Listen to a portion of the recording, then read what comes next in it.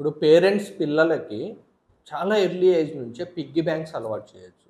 ఆ piggy బ్యాంక్స్‌ని yearly once వాళ్ళకి savings అలవాటు చేస్తూ ఇయర్లీ వన్స్ వాటిని ఓపెన్ చేపించి, అసలు అందులో ఎంత మనీ ఉంది? దాన్ని పర్సనల్‌గా ఎంత ఖర్చు పెట్టుకోవచ్చు? దాంట్లో నుంచి పేరెంట్స్‌కి ఏదైనా అవసరం ఉంటే గిఫ్ట్ ఇవ్వొచ్చా? చిన్న చిన్నవి పేరెంట్స్ కోసం కూడా కొనించొచ్చా? 20% అమౌంట్ సెల్ఫ్, రిమైనింగ్ అమౌంట్‌లో కొంచెం పేరెంట్స్ కోసం, కొంచెం వేరే వాళ్ళకు అవసరమయ్యే వస్తువులు వాళ్ళ అమౌంట్ ద్వారానే వాళ్ళతో ఖర్చు పెట్టించినప్పుడు వాళ్ళకి అవేర్‌నెస్ వస్తుంది. ఇదెంత ఎర్లీ ఏజ్‌లో స్టార్ట్ అయితే అంత వాళ్ళకి అవగాహన వస్తుంది. ఒక ఏజ్ పెరిగేసరికి వాళ్ళకిచ్చే ప్రతి రూపాయిని వాళ్ళు చాలా జాగ్రత్తగా ఖర్చు పెడుతూ సెల్ఫ్ ఎంత ఖర్చు పెట్టాలి? పేరెంట్స్ కోసం ఎలా ఖర్చు పెట్టాలి? ఫ్యూచర్ కోసం ఎలా ఇన్వెస్ట్ చేయాలి? సేవింగ్స్ ఎలా చేయాలి? వీటన్నిటికి వాళ్ళకి అవగాహన వస్తుంది.